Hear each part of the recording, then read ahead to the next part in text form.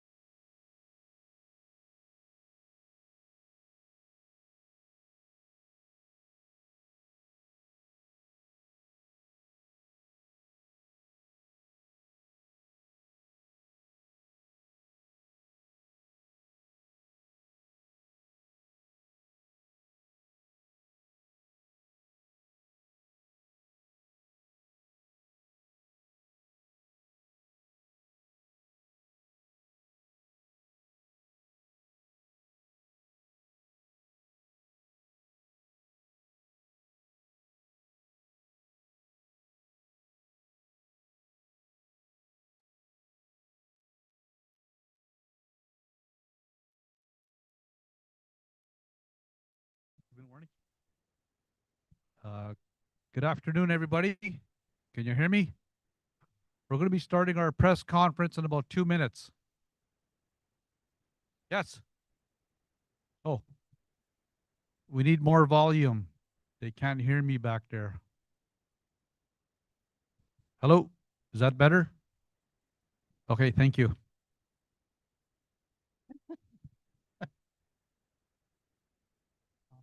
I think everybody's here. Yeah, everybody's here, I believe.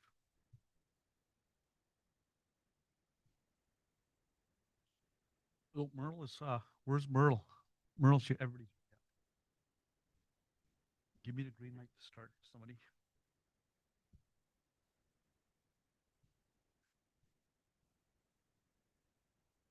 Ready? 2 o'clock. Just give me.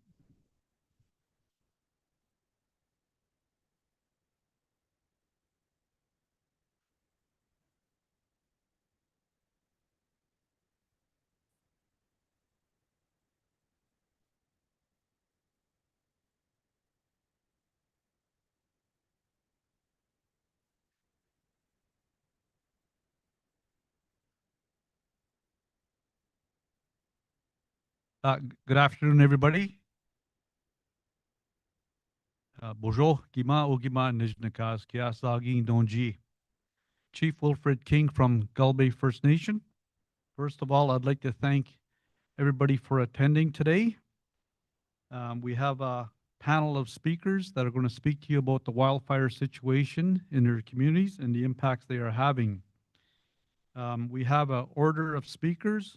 I'm going to do a brief introductory remarks, and I'll have my remarks first, and will be followed by Chief Helen Pavla from Namagusa Gegong First Nation, Chief Pauline Drake from Whitewater First Nation, Chief Lawrence Wanakamek from White Sand First Nation, Chief Michelle Solomon from Fort William First Nation, Chief Merle Loon from Mishkigo Gaming First Nation, Chief Sol Adlukan from Ibamatong First Nation, and we're going to have Deputy Grand Chief Chris Plain from the Nishnabek Nation Union of Ontario Indians, and then we're going to have Ontario Regional Chief Abraham Benedict, and then after that, we're going to have Grand Chief Elvin Fiddler speak, and then we'll have media and questions for the media in our concluding remarks.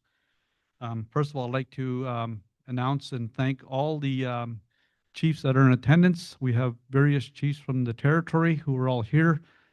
We have council members from each of the communities that are here as well, and we have members and we have evacuees that are here. I want to thank you all for coming out. I also want to recognize we have Merit Stiles, leader of the NDP party. She's joining us here today, along with Liz Bourgeois, who's our MPP for our region. So I want to thank those as well. And unfortunately, I cannot read all the names of the councillors because I'd have a long list. But I really want to thank the chiefs that are here as well that have come out and support us. So without further ado, we're here today, first of all, because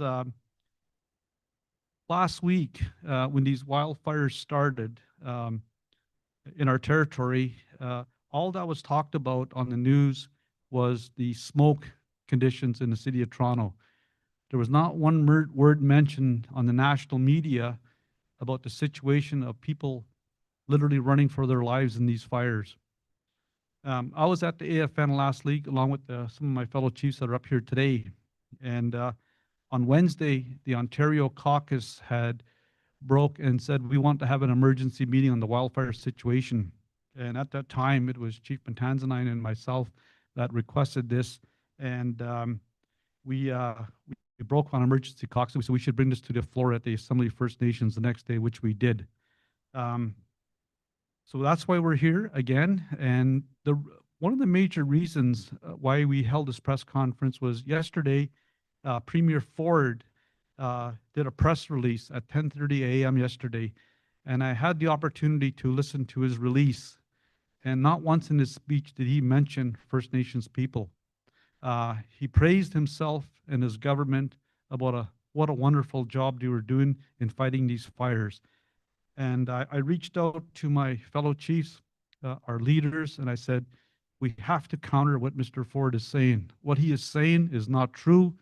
He's creating the narrative so that he can basically lie to the Canadians and lie to the people of Ontario.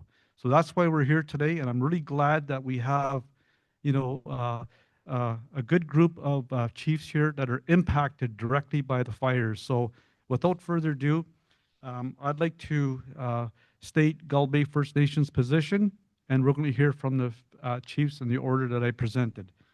Um, First of all, KZA Gull Bay First Nation calls upon Premier Ford and the Lieutenant Governor Dumont to hold a public inquiry into the province's handling of wildfires.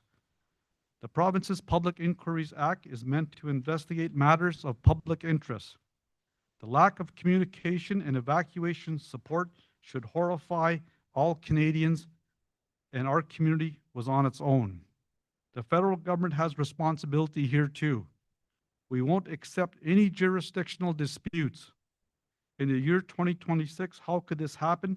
More importantly, how do we make sure this never happens again? That's what an inquiry must answer.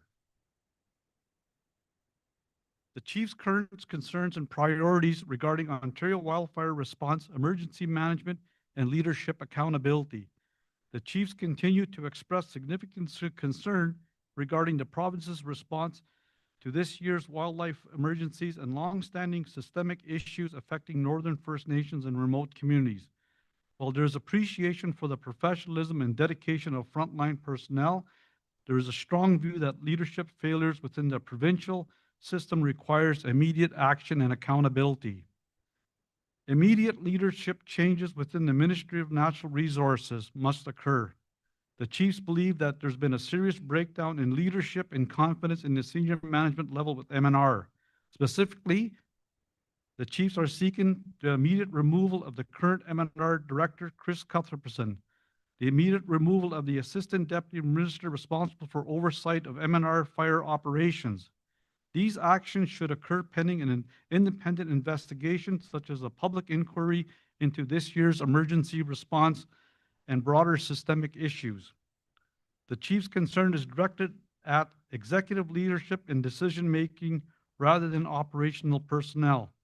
A public inquiry and independent review of wildlife fire management and transfer emergency responsibilities. The Chiefs are calling for an immediate public inquiry and an independent investigation into Ontario's wildlife response during the current situation. The review should examine operational decision-making, emergency coordination, communications with First Nations, evacuation planning and execution, resource allocation, and overall provincial preparedness. The Chiefs believe that the province should be transitioning responsibility for emergency wildfire response and coordination from MNR to the Emergency Preparedness and Response. The rationale is that the emergency management should be coordinated through the ministry specifically established to lead provincial emergency preparedness and response. Importantly, the Chief wishes to recognize and acknowledge the professionalism of frontline personnel, including local MNR staff, wildlife firefighters, water bomber pilots, incident commanders, supervisors, emergency personnel working directly in affected communities. The concern is not with employees who continue to work under extremely difficult conditions, but with senior leadership responsible for policy, planning, oversight, and decision-making.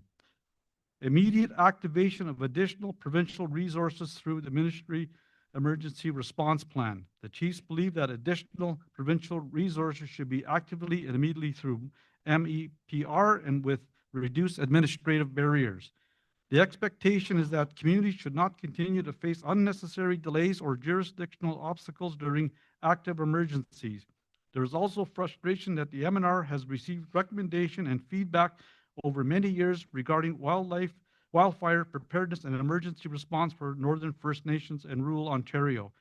Questions being raised include what recommendations have been implemented, what measurable improvements have been made, what evidence exists that lessons from previous wildfire seasons have resulted in meaningful changes. The Chiefs believe that these concerns will extend beyond a single community. Although support from municipalities such as Armstrong and neighboring townships have been appreciated, the broader issue affects numerous Northern First Nations and rural municipalities facing similar challenges. The discussion should therefore be framed as a province-wide issue requiring systemic improvements rather than focusing solely on one First Nation.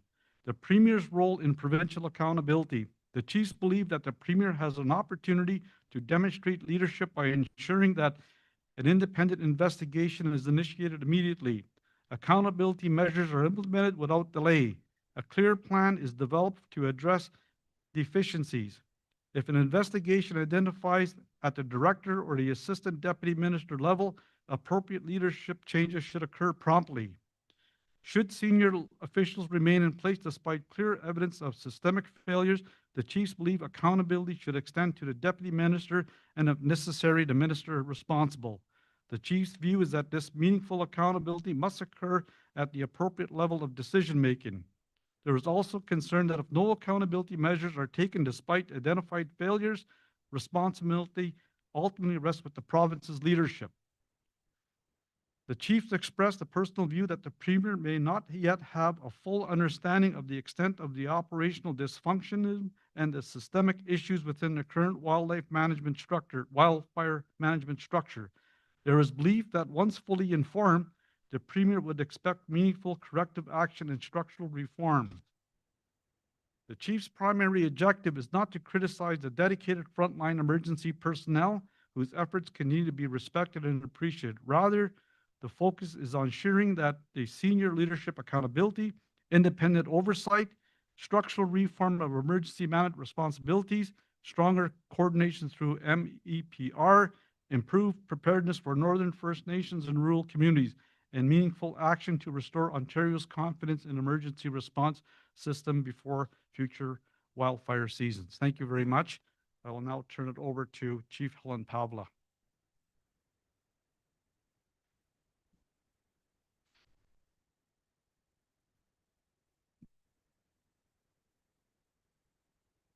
First of all, I just want to say thank you, Chief King, for arranging this for us and organizing everything.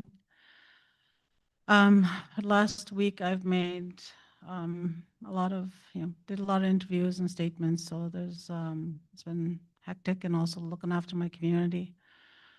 My members have suffered a great loss, and it's just really hitting us today. I did go for the first walk through the community yesterday.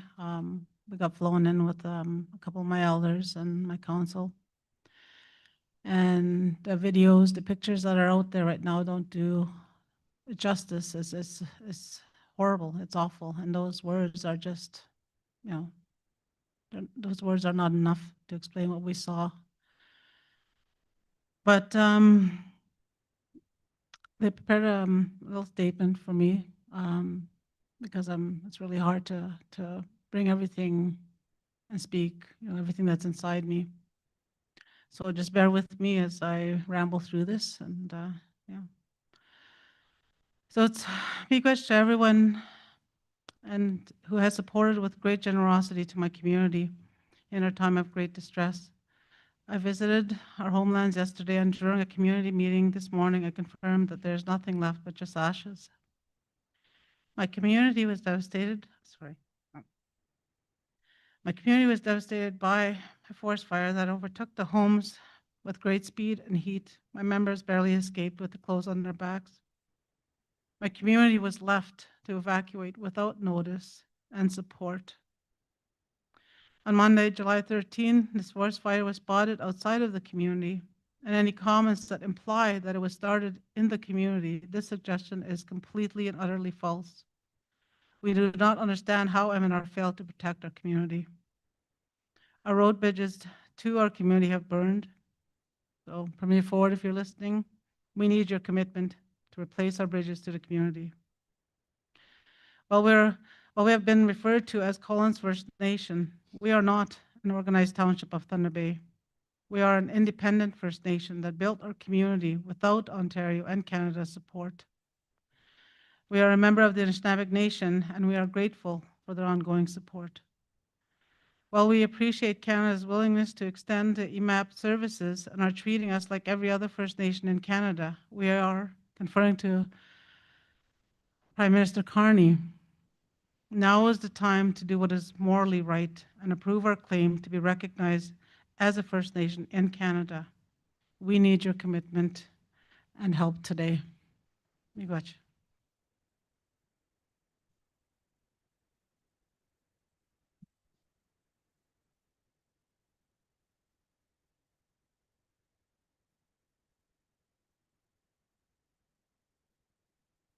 Bonjour.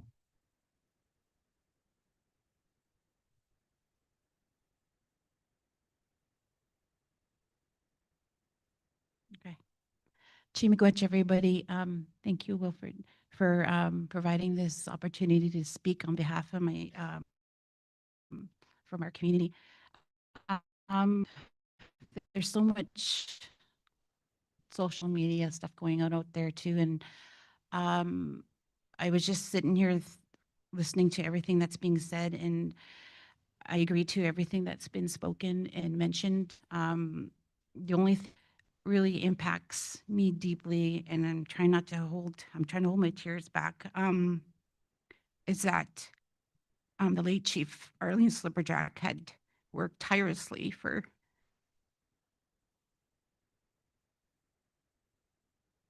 years and years trying to build her community for which we can pass down generations to my next generations. And I only been in term for, this is my third year, and having to face this right off the hop is very devastating to me personally and to my community members who have built their homes out of their own pocket money. And I'm in the same position as Chief Pabla. So there's many things that we had lost in our territory. If you've never been to Whitewater Lake, it was very beautiful. We have a lot of personal, historical, like I'm telling you, historical pieces of that area that has been lost. Stating back to, I'm going to mention the name, Wendell Beckwith, the inventor. His property was right across the lake. We grew up. My ancestors grew up. My mother grew up with him. And my aunt, Ruby Slipperjack, she was the last one to leave the community without knowing that that was going to be the last time she stepped foot on that land. So it was heartbreaking to tell her that everything was gone. And we were aware of a fire on July the 8th. It was seen as we were all dropping off supplies for the next group to go in. It was identified there was a fire out towards Grayson Lake area. It was by itself. And then get a phone call last Monday, July 15th, we have to evacuate. No notice, nothing. If we had been aware of the severity of the fires at that time, that we would have probably, if we had to, I'm just saying, we probably would have went in and tried to salvage something, because we are a flying community. We're based, we supply everything in, we bring everything in on float planes, and you know how costly that is. And Chimigwech too, the outfitters that take care of us. And we're not in this alone. It's across the board. I see friends out there, acquaintances that lost their property in different First Nations and different communities. And this is all Northwestern Ontario, all of Canada. I cannot express enough sadness and despair for everybody that's affected, that's being impacted, that's continually being impacted by the evacuations. I really would like to support our chiefs, and I'm here to support them as they are here to supporting me and my community, that we are here for each other in the time of need. And there's so many people that lost so much. I cannot express again, we need that support. And again, the lack of resources that were out there to begin with. It's heartbreaking to hear everything. And sometimes we assume that we're being taken care of, but we're not. It's just last minute. We're the last people to be told and notified. And I know a lot of people were told last second, get out, and then people try to get out and they were blocked. They had to escape on boats. And that's the part that I'm worried about, is I really want that notification, advance notice if possible. Again, I understand the conditions that we were faced during this past week with the heat. I understand all the tired, like firefighters working hard. I support them and I wish they had more support themselves. We don't have enough crews. We don't have enough water bombers out there. There was stated out in news that we have so many planes, but when you realistically, when you think about it, we don't. We need more supports out there for everybody. And the things that that keep crossing my mind again is that I really wish things were different. I wish we can turn back time and go back and be warned, like be notified. Okay, there's a fire in your area. Please be ready. We don't know what's going to happen. All of a sudden, these one little fire turns into 2, 3, 4, 5. All of a sudden, there's 67, there's 100, and they're all joining together. And in my area, Wabakimik Park, it joined pretty quickly, and it devastated my ancestral home. And I'm proud of my supports that I've had with everybody that come forward and reached out. I appreciate everybody, and I'm here to support all the chiefs that are affected and everybody in Canada and Ontario, especially Northwestern Ontario, because this is our homeland. Again, we're all related. When we're talking about this, we're all related to someone in each community. So, Chimikwach.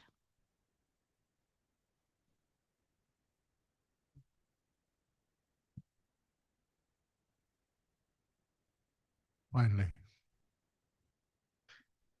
Bonjour. Go zitten dus in de kast. Maak dood dan. Op de hand kan je bonsie aan. Wie weet je niet wat kunnen maar geven bij eigenlijk. Wat je bezint hem ik. Wie weet je ook en weet je maak aan ik maar heb met beeld. Wat je niet kunnen ik. Inge zo niet kieu kade. Get nak doben da de is na men ik. Ik bij je wat man ke.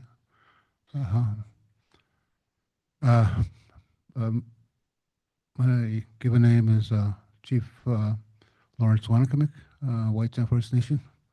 I'd like to thank everyone for coming here, membership, press, and council, and the staff.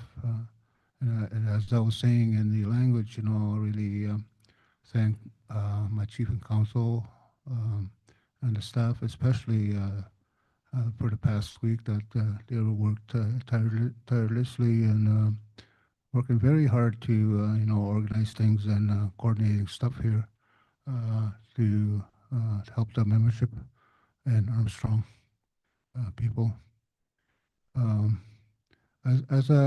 As we got evacuated or self-evacuating, as I call it, last Monday, we didn't get no order to move. We just moved on ourselves because the smoke and the fire was getting close to the community, and people were afraid to stay and wait to get that order. It's if the order came later, our community wouldn't been our membership wouldn't be here. Most of them anyway. And it's a blessing that the membership here and the council in the community had evacuated the people, and I'm really thankful for that. As I wasn't in the community at the time, I did get calls and from people that offering support. I did get a call from Minister Haidu, and what I'm really disappointed is the federal ministers, didn't reach out to offer their help. So that's a bone of contention for me for all these days, the past week, when this crisis started to happen. It seemed to be getting worse at that time, and I'm grateful that Mr. Haidu reached out and offered her help. And this is the thing I keep mentioning in my interviews, that the federal government is not helping or trying to offer us any help. And so I'm disappointed in that way that they weren't there or are not there today. I see the provincial ministers are here, and I'm happy to see them here. And I just want to tell the people of White Sand that, and Armstrong, that we are working hard to help our people. And like I said, the incident command, White Sand Incident Command is doing a great job and working on logistics and other areas that that our people need. We have set up a bunch of offices here in this hotel to to help our people, and I'm happy about that. Um, and I was saying earlier, I called up my incident commander here to see if he had anything in writing. So, and they just gave me one here, and it's in large print, so it'll be short. It's not that I'm getting blind, but I think I think they do. I am getting blind. I like to say I feel like an old res dog, going blind, my arms getting broken, and my hind legs are not working. I'm all ribs, and no, I'm not going to say that, but anyway, I like to put humor in some of my speeches and talks. Here's the official or the statement from White Sand. First of all, Ontario took too long to act on our, and is still refusing to take responsibility on what happened last week and over the week. And it was just yesterday, I guess, I started getting the complete picture where the MNRF was starting to help. White Sand First Nation remains deeply disappointed by the province's response before, during, and after the July 13 wildfire evacuation. The record is clear, as Chief King had alluded to in his statement. At approximately 2:30, White Sand band manager received information that there was a large fire near Matthias Lake at about 3 o'clock. The Ministry of Natural Resources advised that a helicopter was being sent to investigate and subsequently reported there was no fire. There was smoke, lots of smoke. White Sand did not wait, as I had said earlier. By 4 o'clock, our leadership was arranging transportation, contacting hotels in Thunder Bay, and preparing for possible evacuation. By 4:30, some community members had already begun evacuating themselves. At approximately 5:30, a member of council attended MNR Armstrong Base and was told that the community was safe and there was nothing to worry about. White Sand requested the assurances in writing. It was never provided. At 6:30, with no official evacuation order issued, White Sand warned members to prepare for a possible evacuation. 7 o'clock, MNR continued to advise that no evacuation order was in place despite dense smoke, and suggest that only vulnerable community members be evacuated or relocated.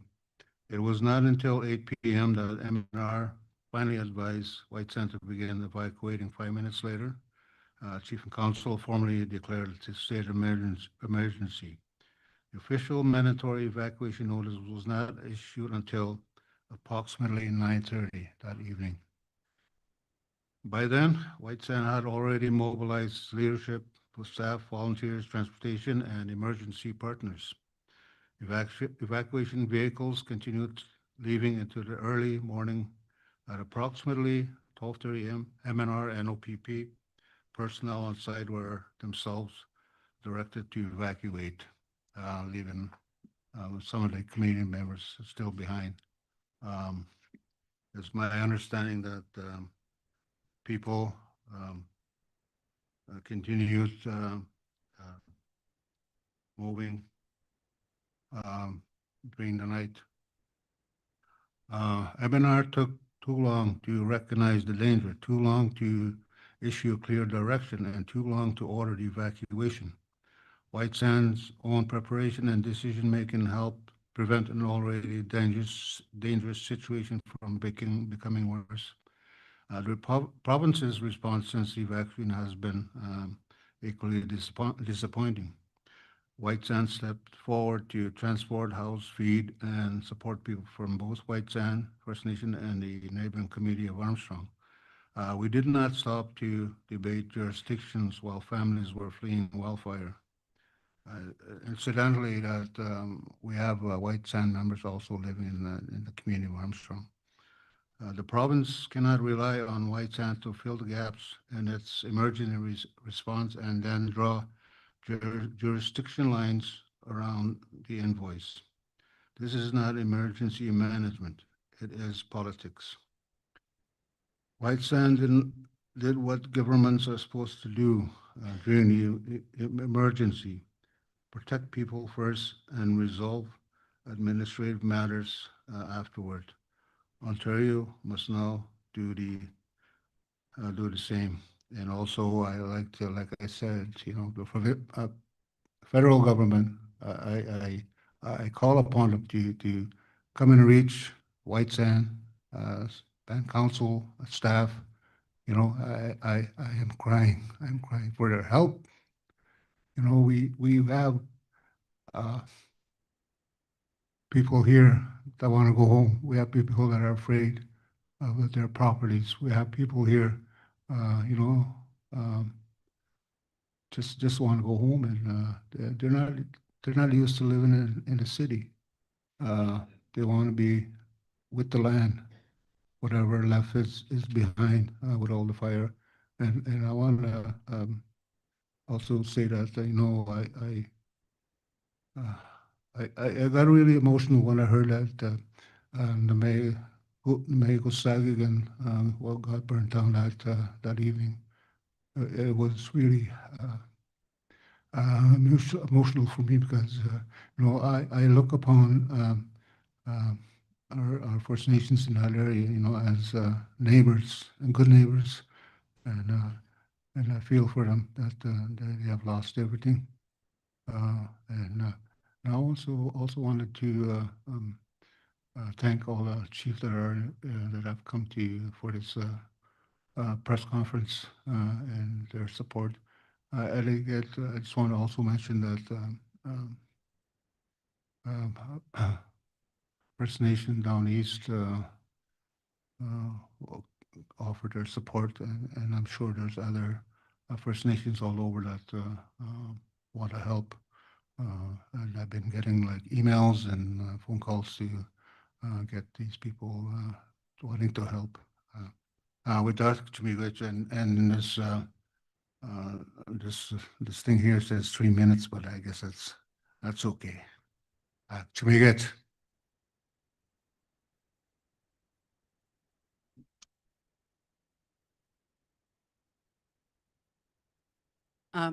Good afternoon, Ani Bojo, Oshki Mekana, Ikwe Deshnikaz, Mekwa Dodem, and Mkiwa Jun and Doji. I'm Michelle Solomon, Chief of Fort William First Nation. I'm honored to be here today, and I'm joined by some of our leadership of Fort William First Nation. We are here today to be a support to the communities that have been directly impacted by the wildfires. And I guess, our leadership is certainly will be discussing, how we can be a support to those people who have been evacuated into the city of Thunder Bay. I've never been evacuated, and my heart is really with the communities who have been so significantly impacted, the people whose homes have been destroyed, and all the tragedy and trauma that has brought to those communities and the people of those communities. I really want to stand with the recommendation that has been brought forward by Chief Wilfred King. And, I think the best thing going forward is really examining how we got to this place so that this doesn't happen again. We know wildfires are not going anywhere. We know wildfires are going to continue to happen. But devastation of community should not be happening. The complete devastation of any community should never happen. We've heard of devastation of also surrounding areas and lodges and campsites that are around these communities. And, you know, my heart goes out to them as well. But most importantly, you know, I stand with these chiefs and calling on the government to implement a public inquiry and an investigative review of how this all happened and look at ways to move forward and not have something like this happen again. Miigwech.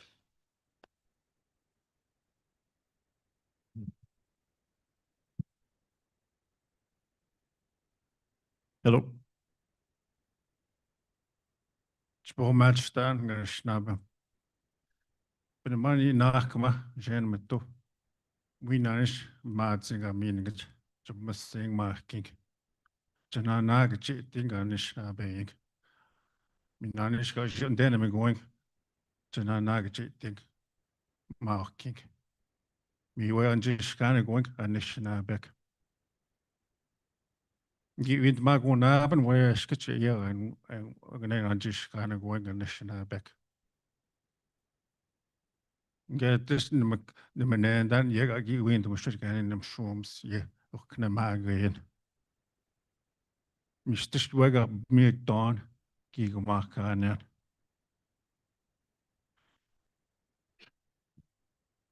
Before I make my comments regarding what's going on today, I'd like to acknowledge God and Creator. I thank God and Creator for the gift of life and the gift of breath. And my prayers always start off that way. That's how I begin my day.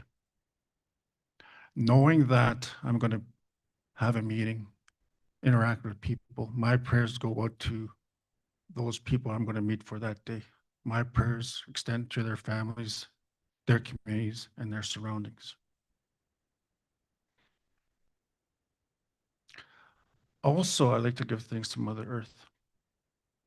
A lot of times when I was elected chief, I was told about a story about two chiefs.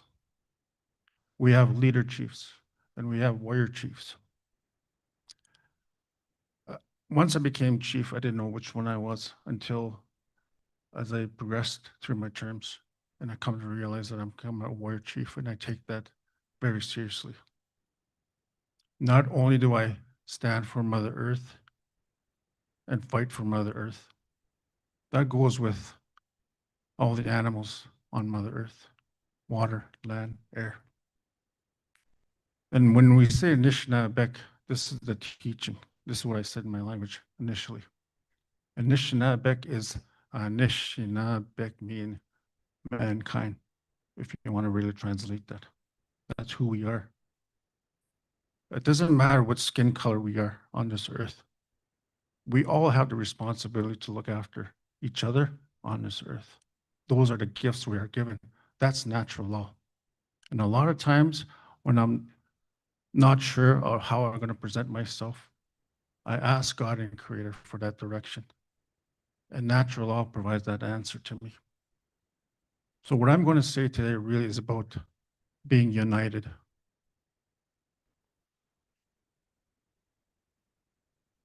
When I was asked if I wanted to be a part of this press conference, when I was at home, I was also at home working on protecting my people, looking after my people, and making sure that they're arriving safely at their host locations. I take that seriously because I'll be the last one to leave that community if I had to. I want to make sure everybody leaves. Knowing that everything is going on around me, I'm also thinking about those other nations that have lost property and had to flee those lands.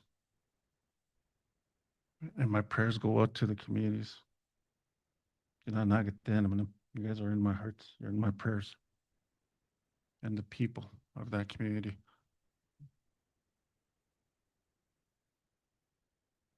So last night when I got this call, do you want to attend this press conference?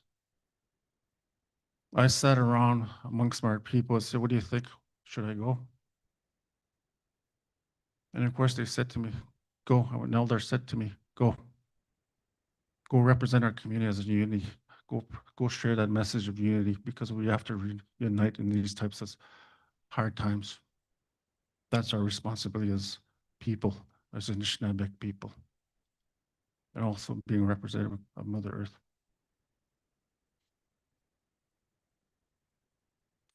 So really about my message is really about being united. We take care of our own. We do. We honestly do. We take care of our own. We engage in taking care of our own. My scenario is no different from all the other nations that have went through this. I initiated a call back in Monday, and our first people weren't evacuated to society. We took upon ourselves to just move our people. We're worried about the costs and engaging the government afterwards.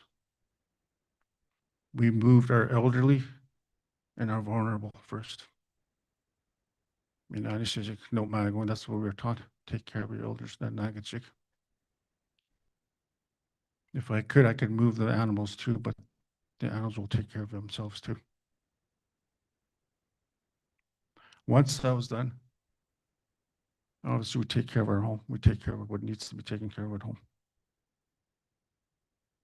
So when I was thinking about how do I send a message to the governments, the province and Canada.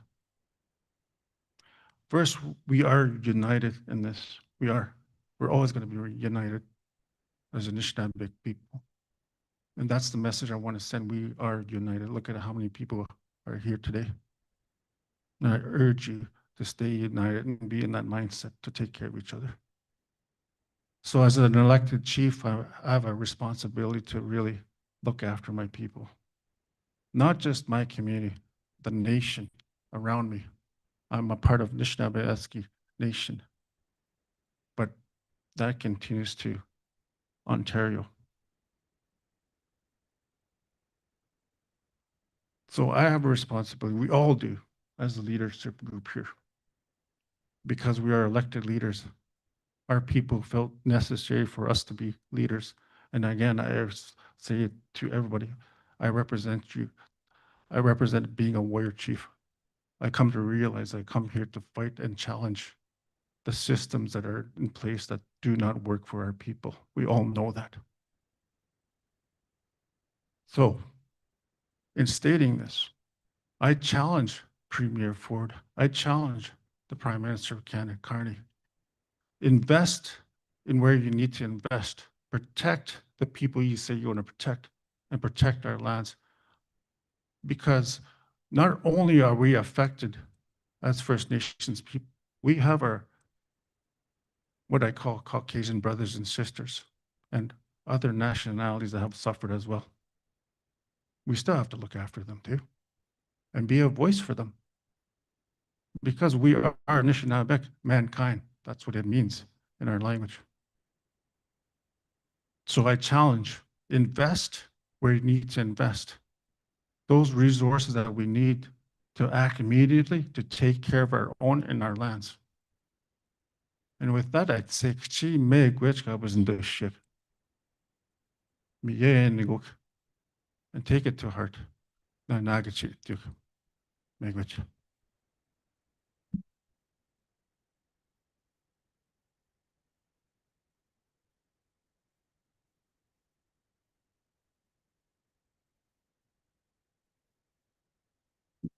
Good afternoon.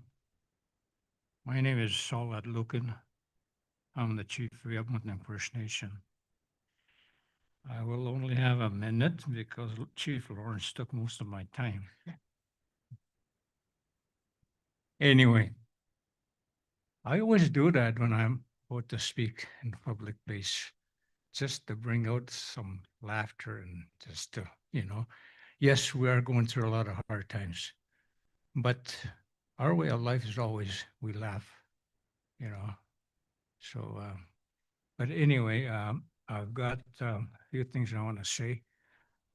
One of the things I want to say that really struck me when we were having problems with trying to get PIOC to respond to us, when are we going to be evacuated?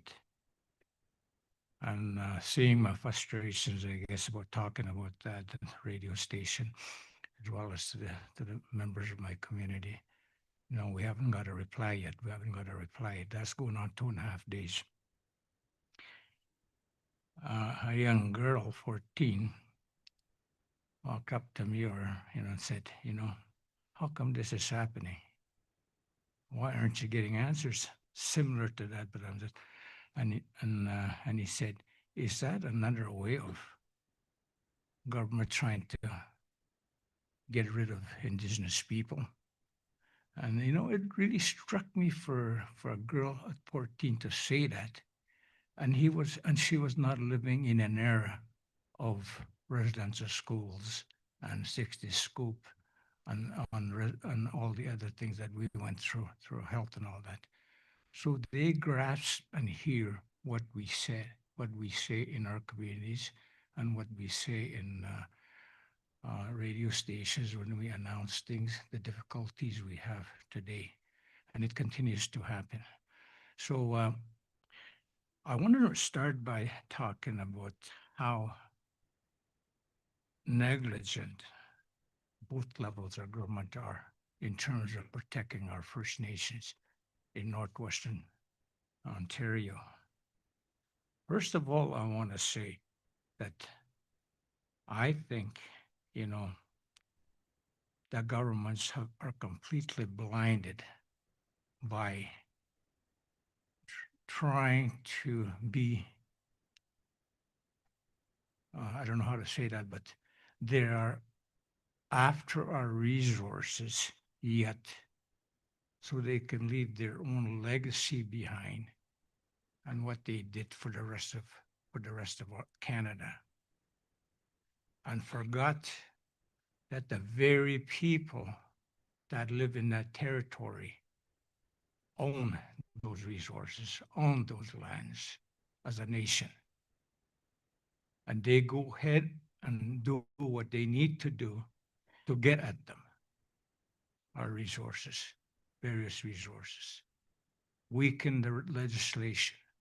I think that's their priority, when it should be the indigenous people of this country since time immemorial. We are a resilient people. We went through a lot as a nation. We are still here, and we're going to continue to be here, regardless what we go through, like today, the forest fires and that. We have started today that we're going to be united, and we will continue to be united as a nation and speak directly to the government. Minister Ford, especially, Premier Ford, especially Minister Rickford, I think doesn't even know his job description. Why is he called Minister of Indigenous Affairs? Shouldn't he be the first one to jump up and get his people organized to tackle the danger of the forest fires? I, for one, say, Minister Rickford, I think it's about time you step down. I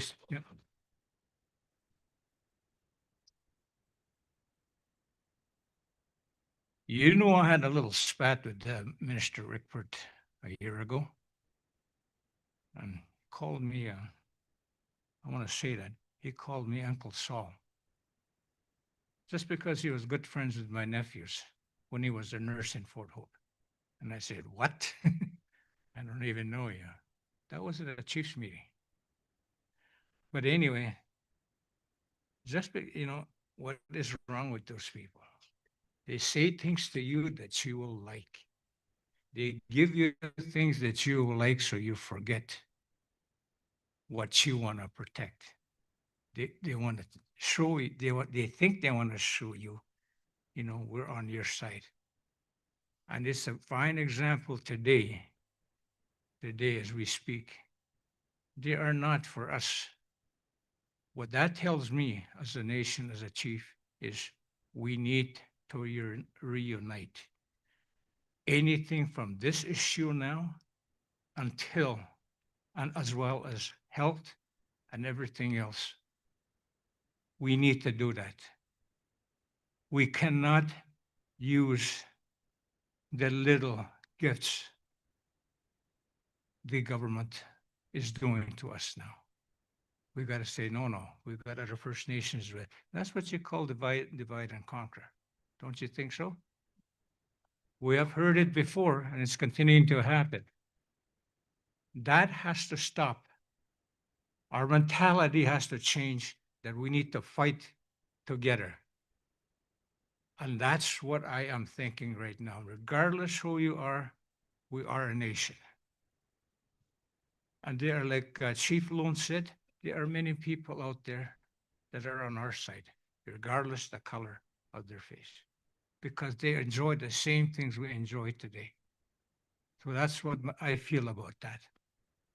Anyway, let me go back to the initial stage of my our situation back home. When the fire started, it was directly across the lake. The next day, it was across the lake. Our lake is 17 kilometers wide. I mean, long, about 5 miles. I mean, 5 kilometers, But, it was right across. The only reason they did not bring out their resources, firefighters, bombers, and that, it was the wind was shifting the other way. We're not getting impacted. And we all know this. The wind's going to shift one of these days. 2 days later, the wind shifted. And it was so dark. And we haven't even, and the smoke was horrible. And ashes were flying into our community. Hot spots were coming from all over the place. And still they did not move.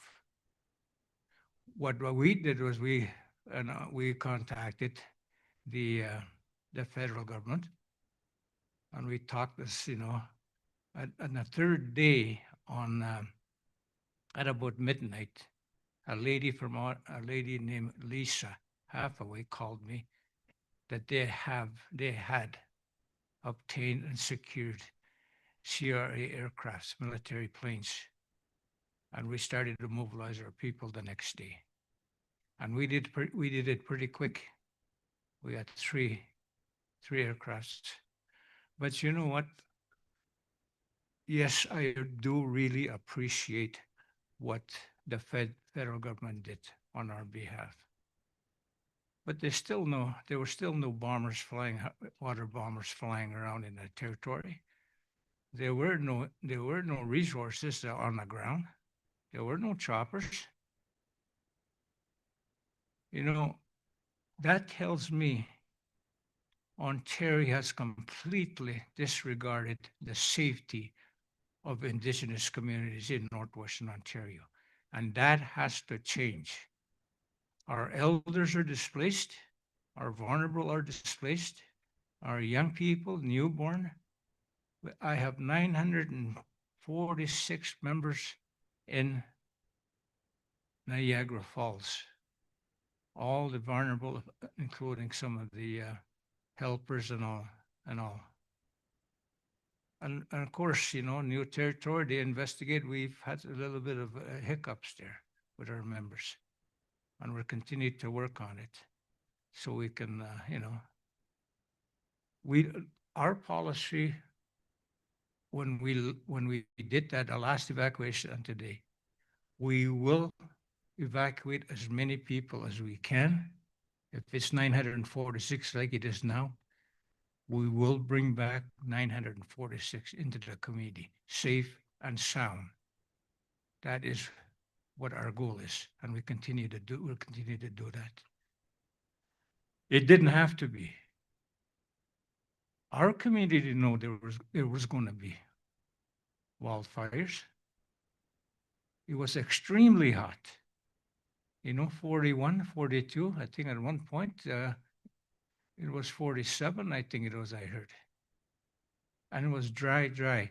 And that one day, thunderstorm, dry thunderstorm and lightning came by south of us, 5 miles.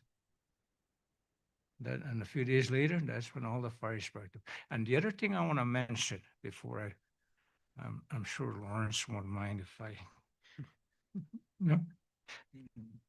But anyway, is the hot spots, since we didn't get any help from MNR, we had to do our own.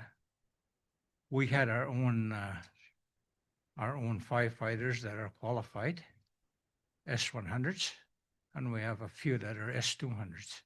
So we deployed them into that area under our own initiative. Because when those hot spots get going, if it's hot again, they'll flame up. So we did that. And we also initiated a fire berm. I don't know, there's a word for that, where we had our doozers go around the back of our community and we ordered sprinklers.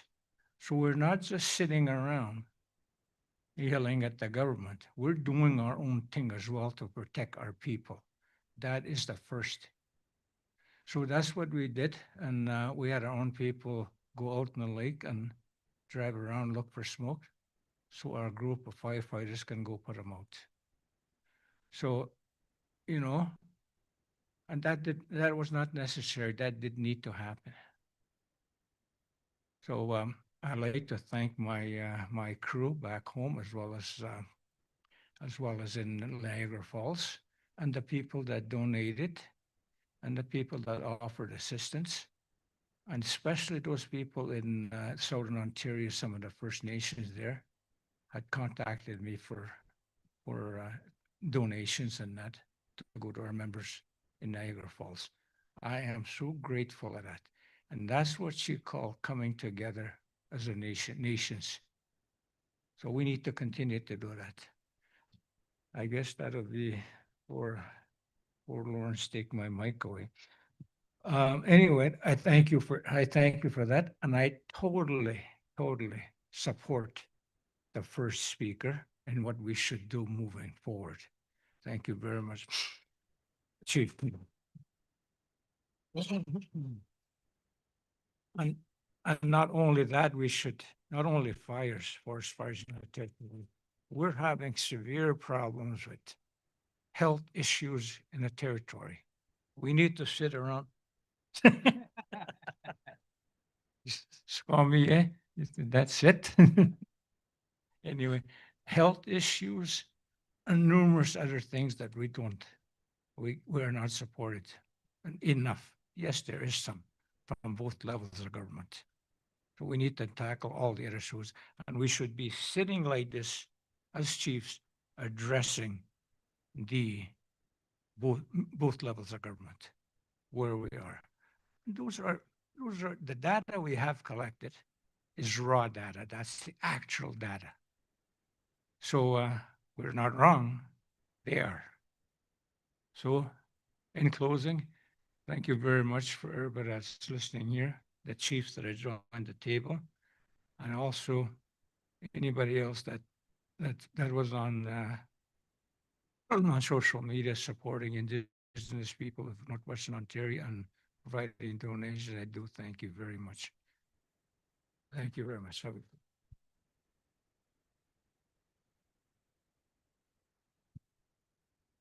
We getting an encore? Good afternoon, everybody. Like my peer beside me, I have a very large font. I won't be very long. He can probably read it from there. Ani, my name is Chris Plain. Given the Maga Indigenous Cause, I'm Durong Donjaba, Anike, Ugama, Anishinaabe, and Dao. I am the Deputy Grand Council Chief for the Anishinaabeg Nation, and I am proud to be here today on behalf of the Anishinaabeg Nation to support Namagusa and Grand Council Chief Linda DeBosque sends her regrets. She cannot be here with us today, so I have accepted the responsibility to speak urgently to you on her behalf and on behalf of the Anishinaabeg Nation. As many of you know, the Anishinaabeg Nation comprised of 39 communities, roughly 70,000 citizens. A few of which are up here. All of these communities aren't part of the Anishinaabeg Nation. Some of them belong to other political organizations. So my advocacy today is here to support everybody, including Chief King, who I'm thankful for bringing us together. And I couldn't support his recommendations anymore, but I'm here to advocate on behalf of Namagusa-Gagan. Today, I stand before you to address a critical issue affecting Namagusa-Gagan First Nation, also known as the Collins community. This community has endured profound hardship and is in urgent need of support. The community's history predates the existence of Canada itself. For generations, they have relied on their land, upheld their traditions of life, and supported themselves with resilience and pride. Despite their long-standing presence and contributions and their recognition as status Indians, their community remains unrecognized by the federal government of Canada. While all recognized First Nations across the country benefit from federal recognition, granting access to essential programs, funding, and resources, Namagusa-Gagan remains excluded. This lack of official recognition has significant ramifications, particularly in these moments of crisis.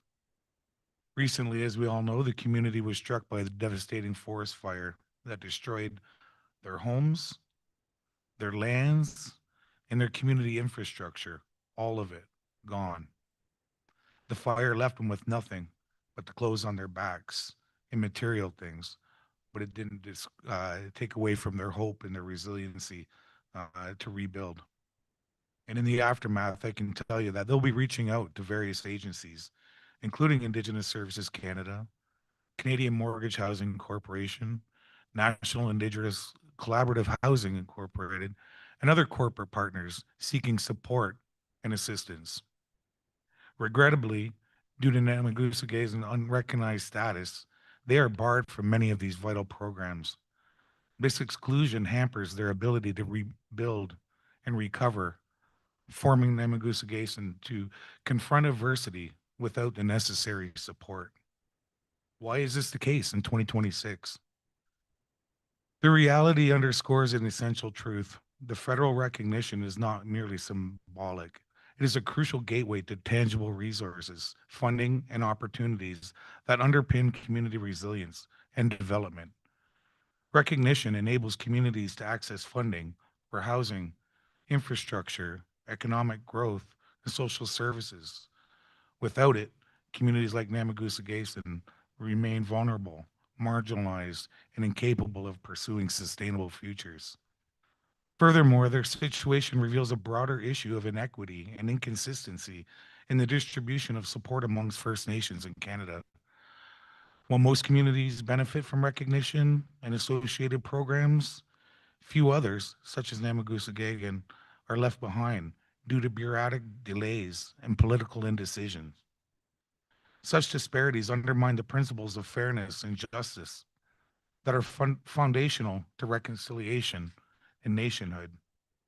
Therefore, we are calling upon the federal and provincial governments, private sector partners, and all Canadians to acknowledge the urgent need for equitable support.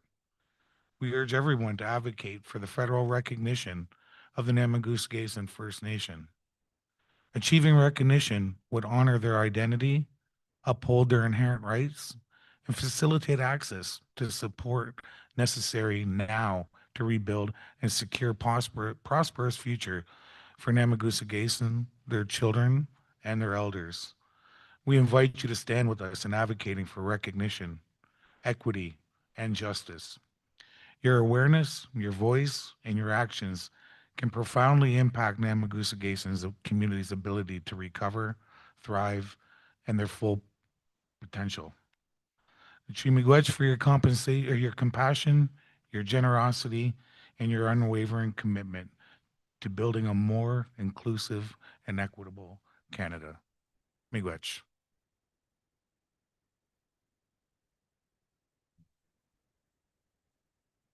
Sego, good afternoon. What's going on, Malados? My name is Abram Benedict. I'm the Ontario Regional Chief and the Mohawk of Akwesasne.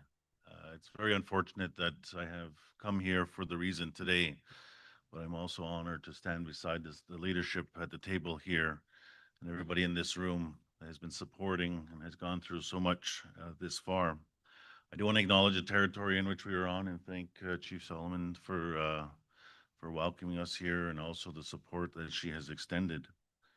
Miigwech to Chief King for putting this together. I acknowledge all of our leadership here, the strength that they have shown not only today, but over the last week, 2 weeks, to not only their citizens, but everybody at this table, and stepping forward and ensuring that they're doing what they have to do to keep their communities safe. You know, in this country, there's 200 active, in this province, there's almost 200 active wildfires in Northern Ontario. We've heard all of our leadership talk about how that's impacted them. But one thing that's quite clear is the system that supports First Nations or supports communities around emergency management is broken. I don't know how many of you know, though, that First Nation communities, and I heard today the government talking about on reserve is responsibility of the federal government.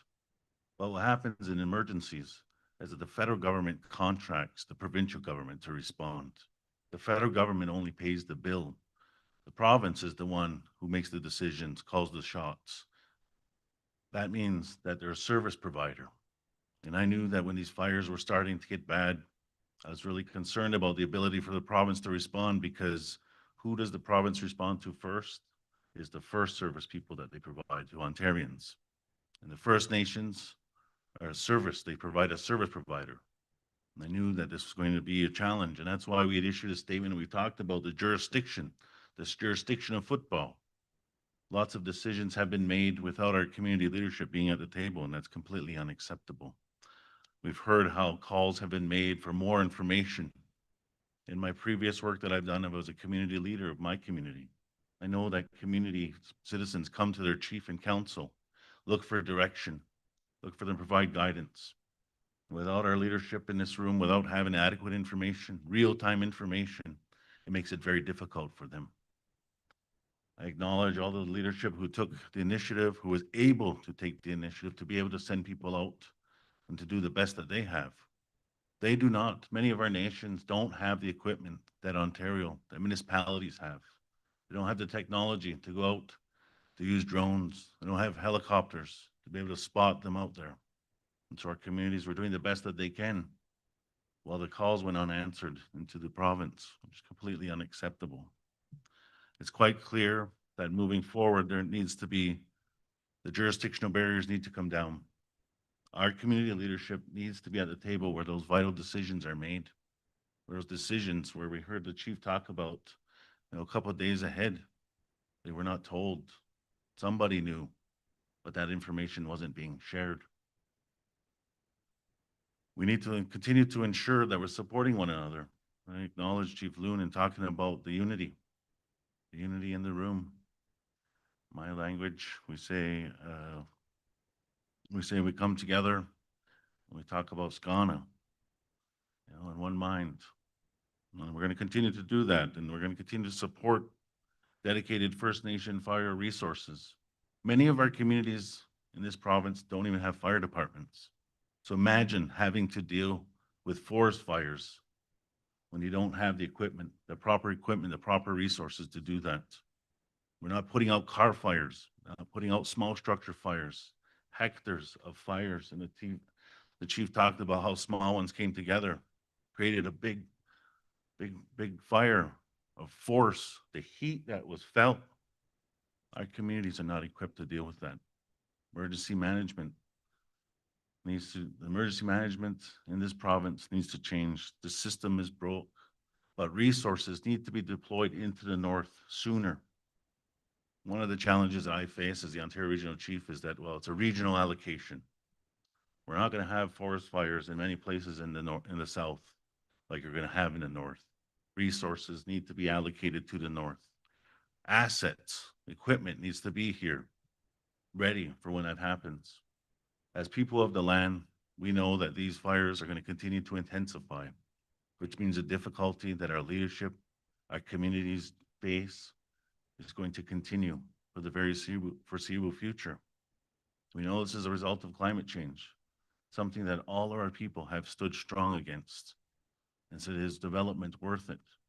This is the result that we see. The recovery going forward, we have 2 communities, almost a complete loss. The red tape needs to come down. Can't say that's the federal government's responsibility. That's the provincial government's responsibility. We have seen many levels of government respond quickly, rebuild camps, places where resource extraction happens. Those towns were built in 2 years. We expect the same to happen in this region as we continue to deal with not only a broken system, but recovery. And the recovery is going to be great. It's going to be difficult on our people. Many of our elders, our children have been traumatized. Chief talked about the 14-year-old coming to him. Is this what they want to happen to us? That's why it's important that we stand together and in unity. The Chiefs of Ontario is going to continue to advocate and push down those jurisdictional barriers, ensure that our First Nation leadership are leading the way in emergency management, are at the table, and the resources are there. Resources are there for our communities to plan. I heard a lot about on the news about, well, communities need to have emergency plans. Emergency plans. Emergency plans only go so far. And when communities are dealing with the issues of day to day that every one of our leadership has to deal with on a daily without a fire, without the threat of a forest fire, sadly, emergency planning is not at the forefront without the adequate resources to have the people to help support that. Because otherwise, it's something that's not achievable for many of our communities. Our fly-in communities, there needs to be immediate investments into the airports that support them. One of the challenges we face in this region, and many of you in this room know, but not everybody knows through those cameras, you can only get small planes in there. Community of 1,000 people. Take 30 more planes, small planes to get those people out. Unacceptable. The infrastructure in small remote airports needs to be made so that larger planes can get in and people can get out faster so that the vulnerable are not having to be staged. What happens when we have to stage them at the priority of who should get out first? Unacceptable. It's a broken system. So I want to say it to all of our elders, our children, and our leadership in the room. You're not alone. We're going to continue to push forward. Chief King has outlined the accountability and what needs to be done. Absolutely. Absolutely. All of our chiefs have talked about a broken system and the threats. And we know that the fire season is not over. We have been very lucky. As the chief mentioned, we thank the creator for today. We thank the creator that we have not had a loss of life thus far. And our leadership is going to stand shoulder to shoulder to make sure that continues to remain that way. And that the resources are there and that accountability is there for this system that is broken. So with that, I'll go Chief King for the opportunity. I look forward to being in the north here in a few days, hearing from the youth, the elders. And I want to say Yamago Miigwech to all those who extended support. Our office has received many communities, Indigenous, non-Indigenous, saying, how can we help? How can we support? And we appreciate that support that's being given. So Yamago.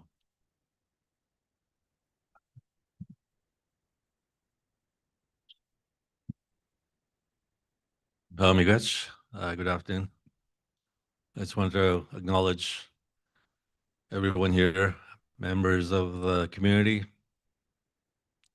the leadership that's up here, and also the leadership that's in the audience, members of the media. Thank you so much for being here with us this afternoon. The bottom line is this. Doug Ford fell asleep in his tractor on his way to the ring of fire.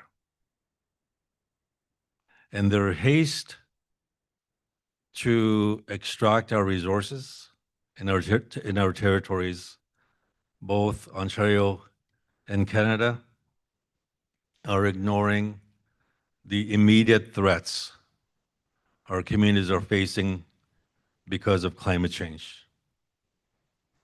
Climate change is real. All you have to do is step outside and smell the air. It's playing out in real time. And it's our communities that are the most vulnerable. And we should not allow our communities to fend for themselves, to try to keep themselves safe.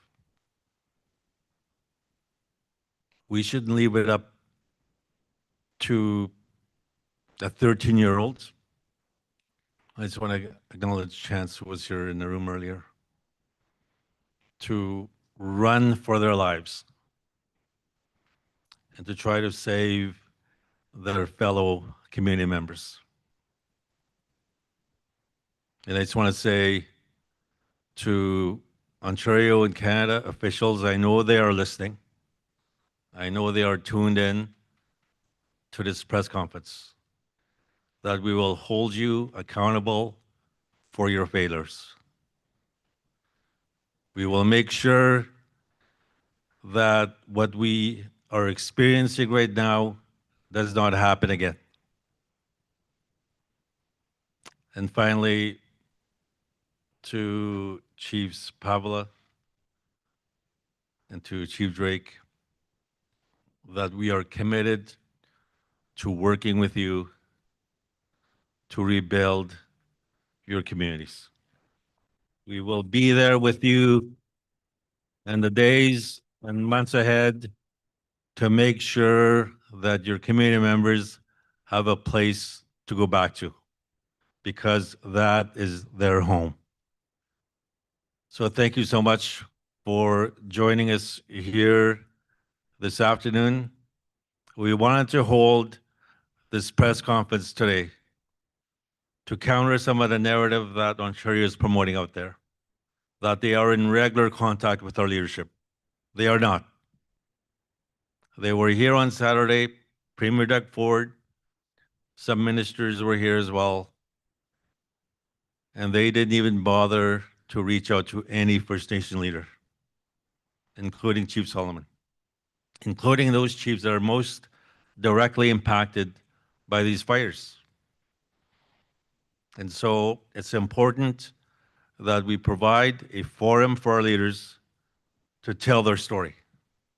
And that is why we are here. That is why we are here this afternoon. So miigwech, thank you for being here.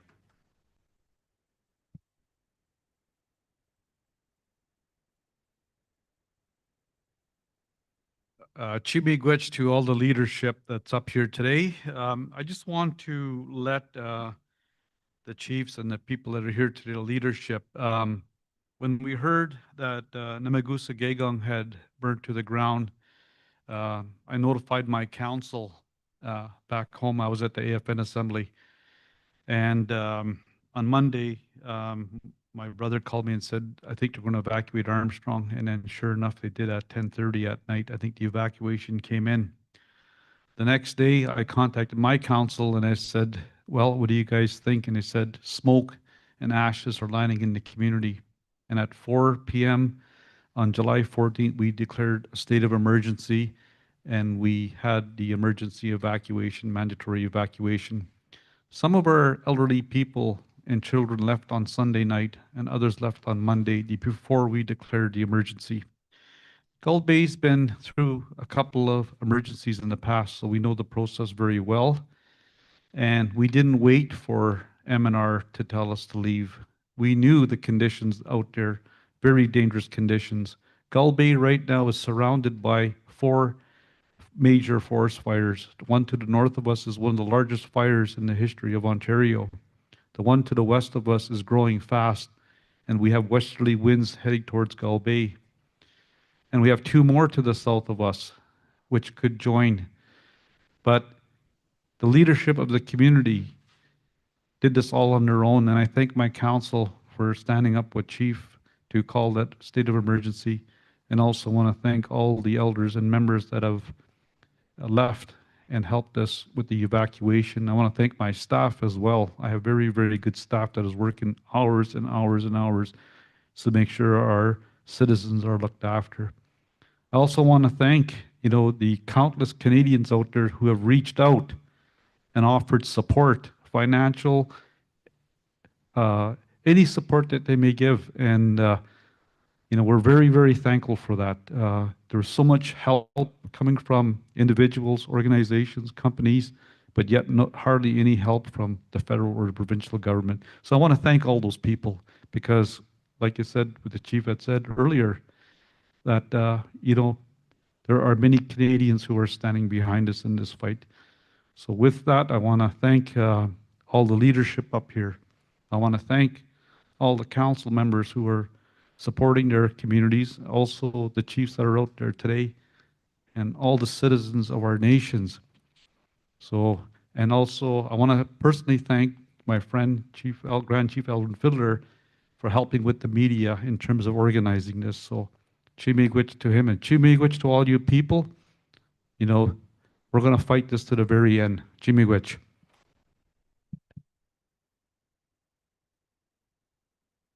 We have questions now for the media. If you would state your name and what media outlet you're with, and you could pose your question to anybody on the panel. Joey Langdon with TVT News here in Thunder Bay. Chief Pavala, Mike Harris said that the fire that destroyed your community was started that same day. Our records show that fire is burning since May. Do you chalk that up to an intentional breach of trust or the minister being unaware of his own ministry's data?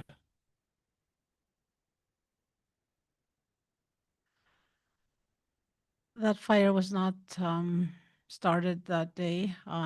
We do have, we've been in talks with other people who gave the notice to us that there was something burning out there.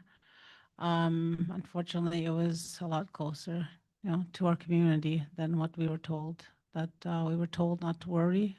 We were told that the fire was at, so our community is at mile 21 along the CN line. We were told that it was just smoldering coming in from mile 25 or 35 and 40. So. Thank you. And Grand Chief Fiddler, the Premier held his press conference on Fort William First Nation land. His government has previously made a point of inviting Chief Solomon to funding announcements. Do you think the snub for this press conference was intentional?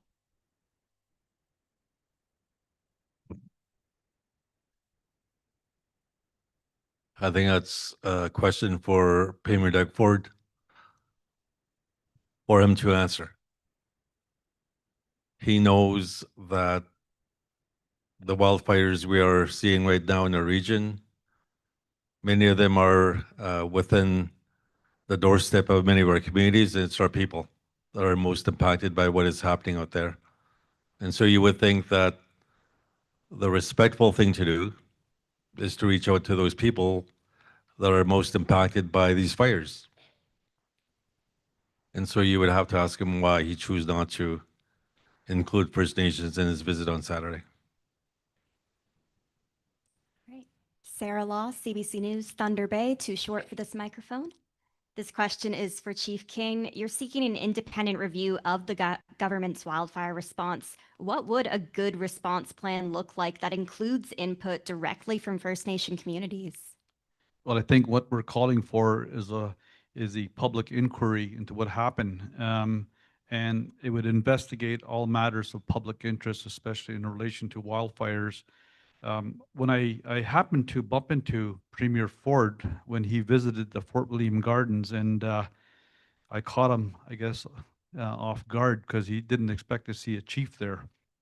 I was with two of my counselors, and for lack of a better word, I wasn't too kind to him because I expressed my complete disappointment in terms of his reaction to addressing the situation. What's required is a complete overhaul of the system. What's required is the involvement of First Nations dealing with the federal and provincial government and First Nations involvement. We can't be an afterthought. We have to be there at the table to structure these responses where First Nations are at least, given the authority in terms of expenditures and that sort of thing. We have to get approvals of expenditures. Thankfully that, we were in a position to expend our own funds to get our people to Thunder Bay. And those sort of things, dealing with different ministries and getting those approvals. I said, let's forget about that. Let's just get our people out of there. Let's get them into hotels and so forth. And we're quite lucky. We're quite fortunate that we managed to get, because when we were told that there was no availability of rooms in Thunder Bay, and they were prepared to send us to Hornpain, Ontario. And I said, I don't know what's in Hornpain. I've been through there as a kid on the train, but there's not much there. Then they said they were going to send us to Toronto. And there's no resources for our people in Toronto. And we were quite fortunate that we pushed, and we managed to get rooms for our people in Thunder Bay at the Ramada Inn. Thank you. My follow-up question is for Chief Wanakamek. I can only imagine how hard it is staying in a community so far from home, like Chief King was saying. What support do you want to see in these host communities for your people, especially around their mental health? I know, first of all, I guess I wanted to read page 4 of my statement here. We are calling upon the province to immediately confirm in writing that it will reimburse all reasonable costs incurred by White Sand in supporting off-reserve evacuees, including accommodations, food, transportation, staffing, and other emergency response expenses. We're also calling for a full explanation of why repeated warnings were dismissed, why White Sand was assaulted, assured there were no danger, and why mandatory evacuation took so long to issue. White Sand First Nation will continue to protect our members and assist our neighbors. However, we will not accept the province shifting its responsibilities and the financial consequences of lackluster response to our nation. What was the question again? Looking at the mental health support needed for evacuees when they're so far away from home and isolated from their community supports. Well, the LICO has been providing support for us here in the hotel. They are here on a daily basis, and we also have our own people supporting our people in the community and in meetings and community updates. And actually, some of my council members are also helping out in the mental health issues that our people are experiencing. You good?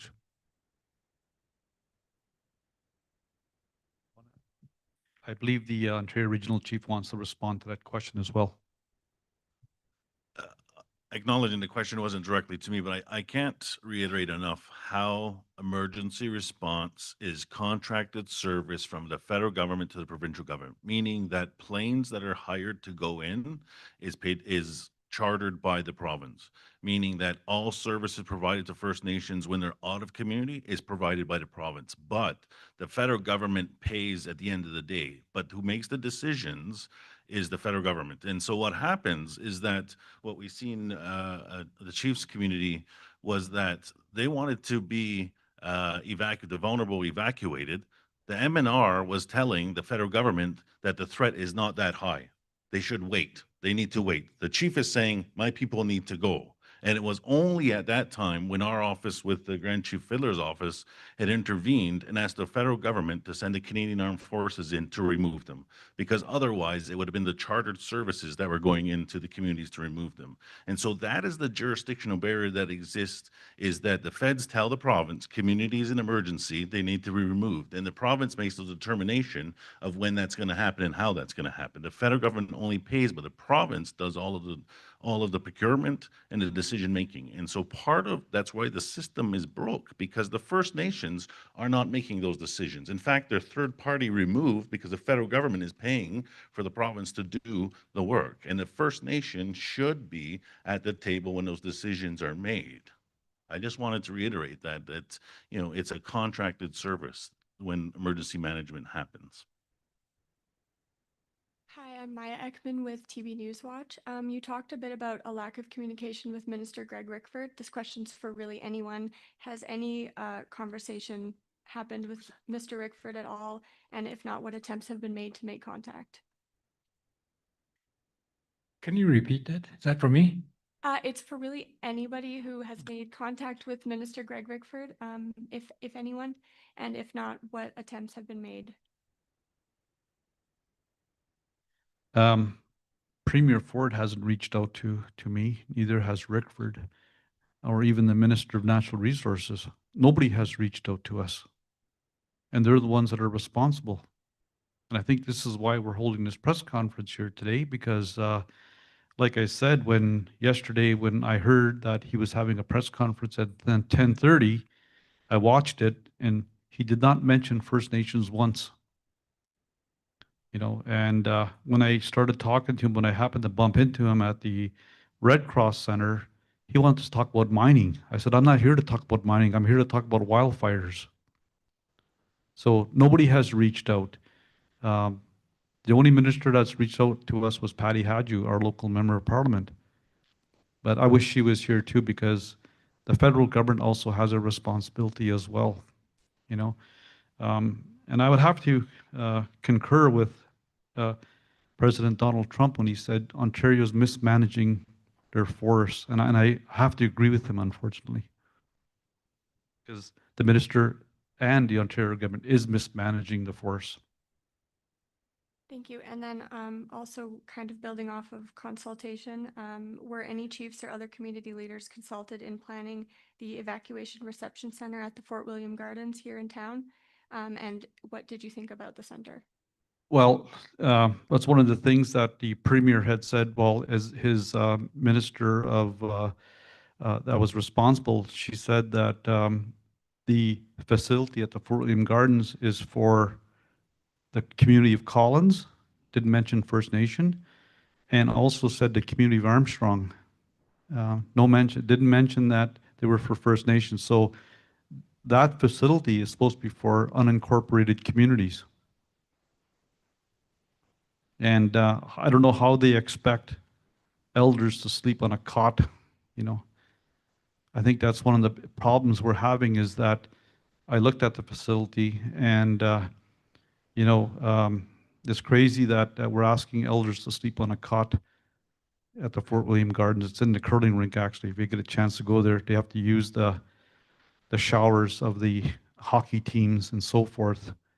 So that's not acceptable. I'm sorry.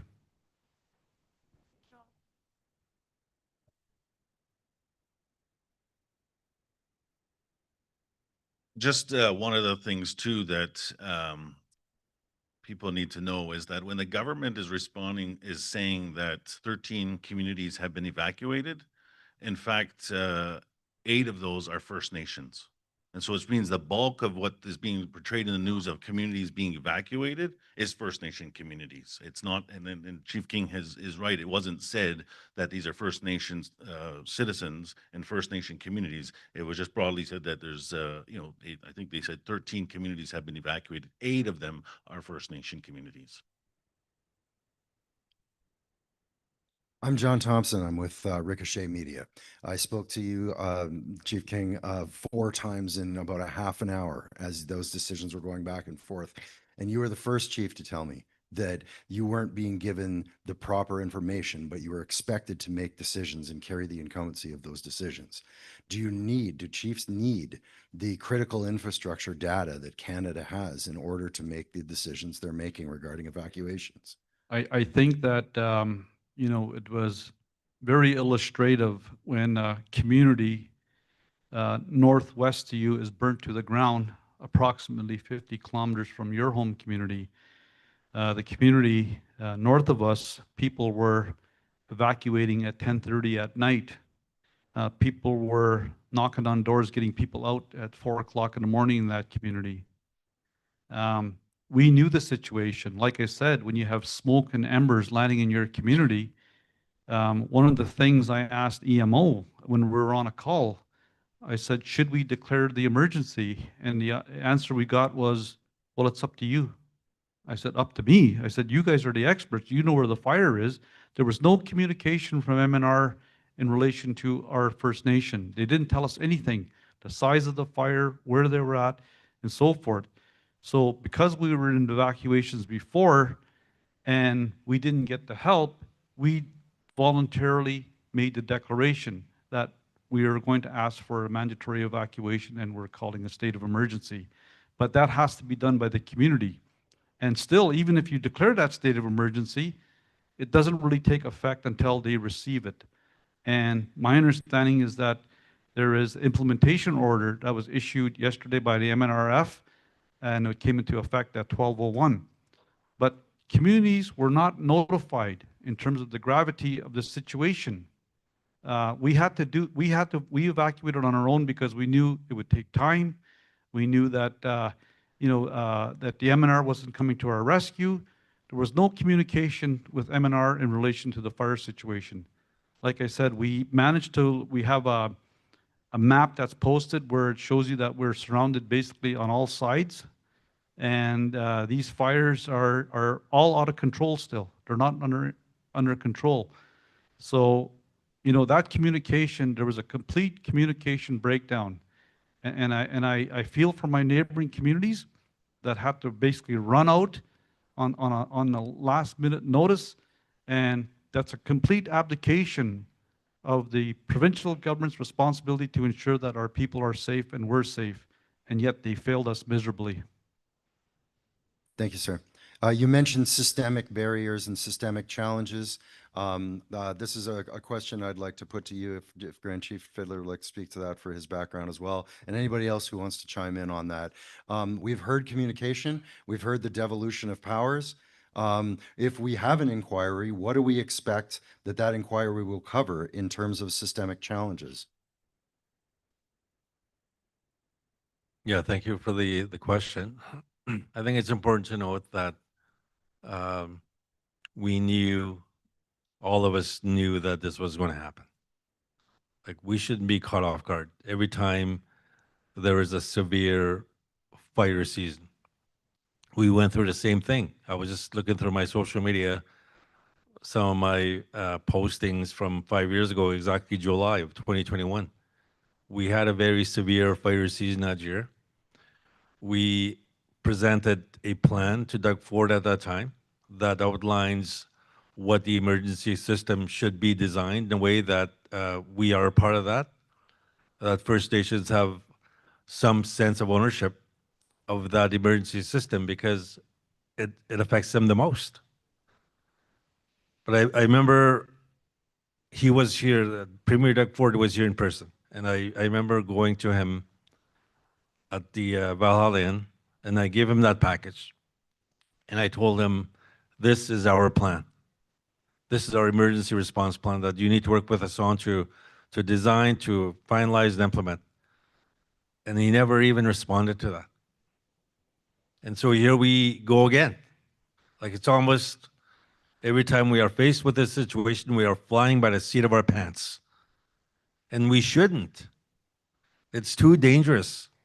Like, we cannot risk the lives and the well-being, the safety of our people year after year because we don't have a plan.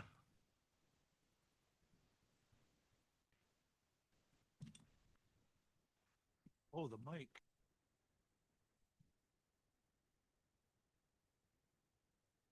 Chief Wankamik here. I just wanted to make a remark on Premier Ford's speeches. You always get a chuckle, $150 million. Where did that go? It didn't come in our area. He also talked about forest fire expert. He's not. They're not. We are. We have people on the ground that know that what the fire is, where it is, especially where all that smoke is coming from. So we are the experts on the ground at home. I'd also like to make a statement about the loss of life. We did lose an elder Stella Wobbeson, who was buried or had a funeral yesterday.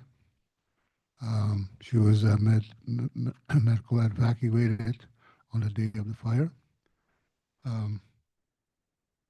She was having a hard time with her breathing from all the smoke. So that we did lose somebody in our community. I just wanted to point that out also. Chumikach. Good afternoon, Mike McDonald, APTN National News. This question is for anybody, really. It's in relation to the public response to this situation, especially in contrast to the action or rather the inaction of the federal and provincial governments.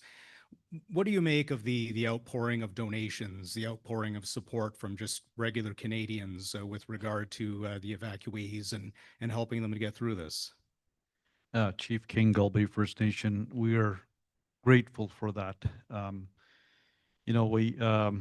We've had so much support from average Canadians, offering whatever support they can.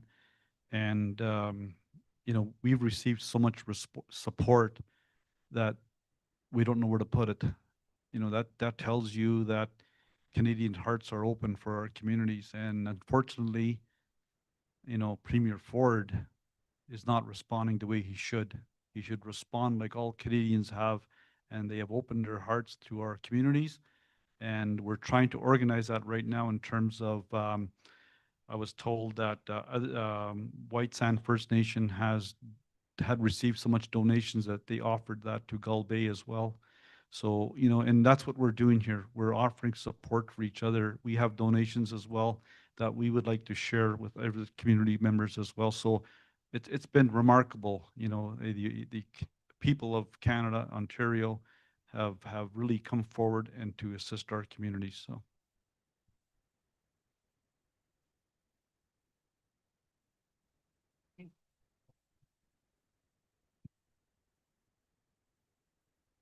So it goes back to my original statement. When we say Anishinaabe means mankind, of course mankind is going to help that way because it involves lives and property and taking care of our own. Getting back to Grand Chief's point about taking care of our own, we have firefighters that are ready available to fight these fires closer to home. And this is what I challenge to the governments. I challenge you to give us that resource because we could take care of our own. Unfortunately, I'm going to share this with everybody. In our language, that means you be careful and you be cautious when you go out and take care of your people. Because that's the mentality and that's what we need to think when we go out and fight for our people. There's a reason why we say that, because what's out here sometimes you can't trust. Because you guys know my going, my government saying, okay. It wasn't by choice that this had to be this way. We didn't design it in a way that we had to go and depend on the government for all this. But unfortunately, that's reality. So I challenge the government again. I challenge you to put that resource and put it in our hands so we could control it and take care of our own. And that's what I keep on saying. When I became a chief again, and this is why I say I take this hard when I say I'm a warrior chief. I will take care of my fellow chiefs. I will stand by my chiefs as a leadership group, but I challenge, and I look at that camera, I challenge the Ford, put your mouth where your money is. And then I challenge you to support and give us that resource. We need to take care of our own. It takes you 4 days to take care of my people. If I had it, it would take me that day to take care of my people and put that fire out. My fire was just 2 kilometers down the road. And guess what we did? We went there and took it upon ourselves to try and put it out because we know it's going to spread pretty quick. We know what how what that means. We have those teachings in us. It's just how we incorporate this in the way we need to do things in today's society. Yeah, then. And again, I put that challenge out to them. I got you.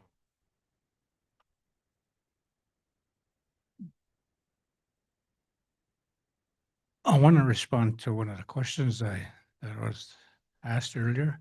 It's to do with the who contacted my First Nation. Premier Ford did not call. Minister Rickford did not, as well as Minister of Natural Resources. The only person that called me, that was what 10 o'clock at night, is our member of Parliament, Minister Haidu. And that's where we started connecting to do something urgently in our area. So I would like to thank her for that. And when I talked about that we took the matter in our own hands, had we had the resources, that big fire across the lake would not have happened. We would have deployed our crew immediately that were trained, but no resources to do so. So, again, 3 days, they did not respond. So that's just the way it was, and unfortunate that we Indigenous people are put in the back burner at all times. They had other priorities, and it should not be that way. That is not right.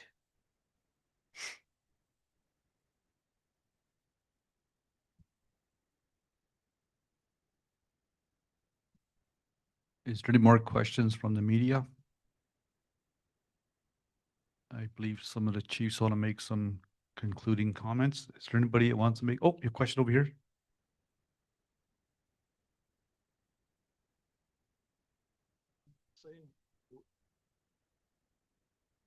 Maybe possibly fire department. Fire.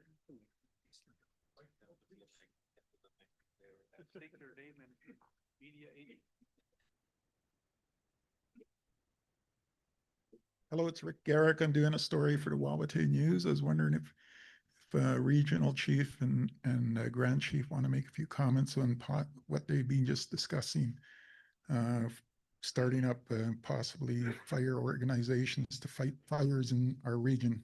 Gwitch. Yeah, maybe that's for that question. I don't think it's just a question of creating our own fire departments. It's much more than that. I think what we're saying is that we need to create our own not just fire emergencies, but emergency systems that will work for our communities. And that includes incorporating the strengths and the assets that we already have in our communities, for example, to train or to utilize community members that are already trained to fight these fires, but also to utilize traditional knowledge that is there. That is so important. For example, we heard from the leadership and people of Collins that they kept telling the province that there were fires nearby their community back in May. And yet they were ignored by MNR, by people in the province, trying to minimize the threats that they were already trying to highlight to those in authority. And yet they were not heard. And so it's so important as we design our own systems that we incorporate the knowledge of our knowledge keepers to ensure that our own systems that we had back then to protect ourselves and to keep ourselves safe are incorporated into the work that we need to do. Yeah, thanks. Thanks for the question. Not too much more to add. The work that I do as the regional chief is continuing to push the inherent jurisdiction of our communities and building capacity. Grand Chief is absolutely right.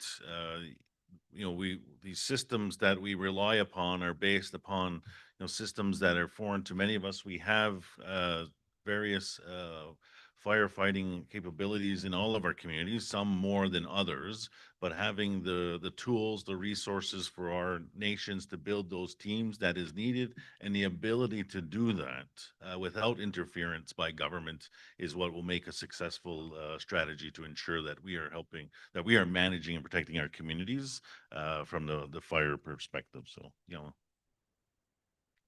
Actually, there's one thing I would like to add, sorry. Came to my mind. There's one thing I've neglected to mention earlier is the resources needed to be in the region, not centralized all over the place, because we missing that point. When there's an emergency fire happening, who are you going to run to? Even some of the groundwork people didn't even know they had to wait for approval or word to move ahead and tell people to evacuate. Again, I want to do a shout out to Kelly from Windigo. If it wasn't for her calling me Monday, geez, must have been about 4 p.m. saying that there's a fire, you need to evacuate. It's going to roll through your community probably that evening. What do? You know, like it's making sure that we have our crews available, funding to for the crews, and we know that we need them in the region, not anywhere else. Up north is very critical. We lost a lot of territory, a lot of land, a lot of wildlife. You know, I'm really concerned about our wildlife as well.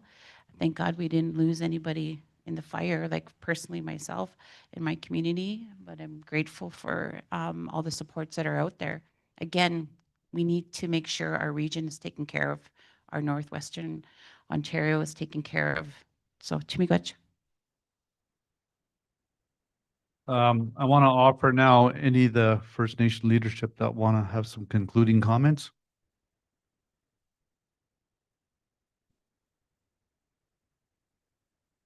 I just wanted to say thank you to everybody for attending and thank the leadership for being leaders in this situation. We've heard that the province and the country are lacking leadership in this particular instance. And so here we are again now relying on each other. You know, and I just wanted to, there was a question about the Canadians. We have a lot of donations. There's a lot of donation centers here, but I just wanted to acknowledge, and I know one of the chiefs said there were some hiccups, but there's a lot of host communities like Thunder Bay and other communities, Niagara Falls, that are hosting our people that, you know, big influx of people coming at one particular time, dealing with, you know, how we're going to get paid, all these different things. You don't realize how smooth things roll until they're not smooth. But we need to acknowledge all those host communities. There's volunteers in those communities. There's people taking them food and whatnot. This is, you know, warms my heart, other than the fact that, you know, we wish we didn't have to do that. But regular Canadians, you know, are you know, showing support, and that's one of the reasons that we're reaching out, you know, to show them, to put that pressure on their parliamentarians to make sure that we have the proper support that is needed. And I just wanted to say, you know, in the case of NAME, you know, I sat with them and I talked about with them, and I learned from them how they built their community, how the challenges are, aside from any fire, aside from any rebuild, just to be able to build a house, the resources that it takes, the collaboration it takes, you know, and now they're going to have to do it all, a total rebuild. And I just wanted to end on a shout out. I know a lot of you follow social media. I haven't met the young man yet, but the 13-year-old boy who was in that boat by himself turned around, facing the heat, going back to help other people get out of that community. It's a 13-year-old boy doing a man's work, you know, in absence of people there to help them. They're helping themselves. And I wanted just to acknowledge that young man and all the people that, you know, assisted their community members in getting out. I've never been in that situation. My community's been evacuated, but never in an, you know, in an emergency situation. We have evacuation plans, but, you know, we're well resourced in the South. You know, my heart goes out to those people in the North, particularly those who are going to have to rebuild in their communities. And I just wanted to echo what the last chief had said. My heart feels for all of those animals that are out there too, all those birds. Those are our relations, and you know, we have to think of them too. So we're going to rebuild and make our forest stronger for them as well. So with that, I say miigwech, and thank you all for being here. Miigwech.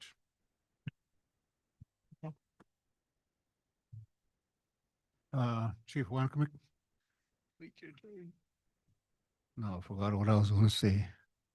Anyway, I just want to thank all the people that came by and membership. A few days ago, I'd asked staff and IFNA to do a press release, and I don't know how Chief King got word of that. He must be listening to me somehow. Anyway, I'm glad that this happened. I like to get the messages and messages out to the government and to I guess inform our people on what's happening, not only with white sand, but the Megas, again, the Megas is a whitefish. Oh, trout, sorry. I'm a good Anishinaabe. But that's the translation of the Megas again. And I just wanted to say again that we will offer support to Namegas again, and Gulbay and the Whitewater, the ones that have been or are getting affected. And I'd like to thank White Sand membership for just standing strong and believing that our command team is doing a good job, and I know they are. In my absence, they have been doing a tremendous good job. Thank you, their Chief of Incident Command, Devin. He's doing a great job, and the Bank Council also is present, and also our Special Advisor, Darian Kachmigach, Mia.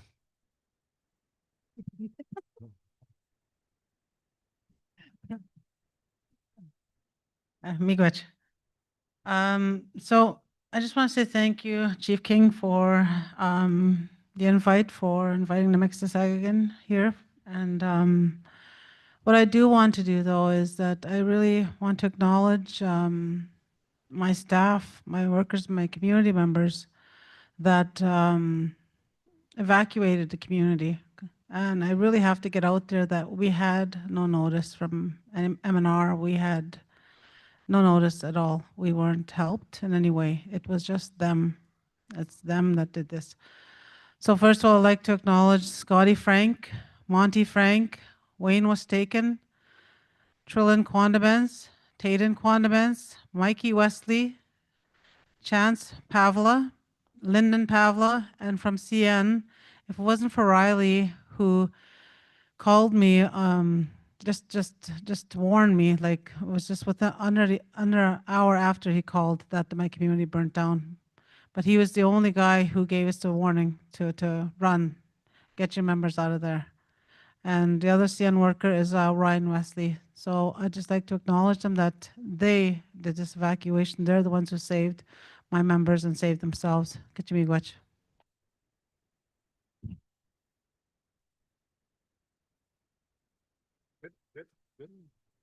Okay, that concludes our press conference. Again, I want to thank all the leadership that are here today, all the citizens of our community, all the Wapshkiwe that is here as well that is supporting us. And I want to thank everybody for coming. Chimigwich to everybody. And we're all together. Miigwech.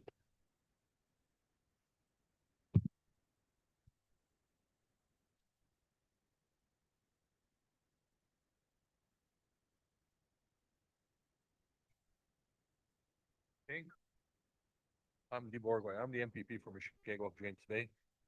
We really want to copy this resolution, but my leader's right there, but we